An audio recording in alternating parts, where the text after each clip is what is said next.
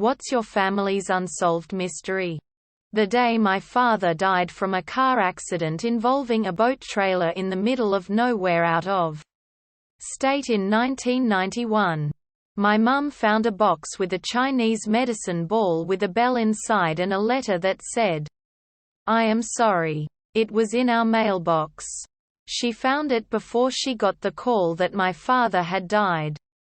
The first autopsy on my father said there was a high blood alcohol content.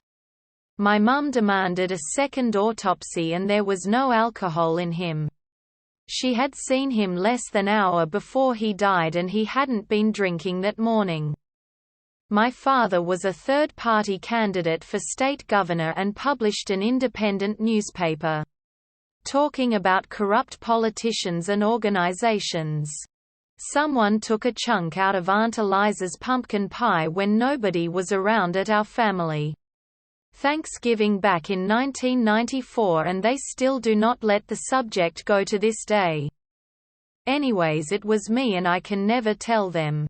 When my great-great-uncle's house was to be torn down, they found old money hidden everywhere.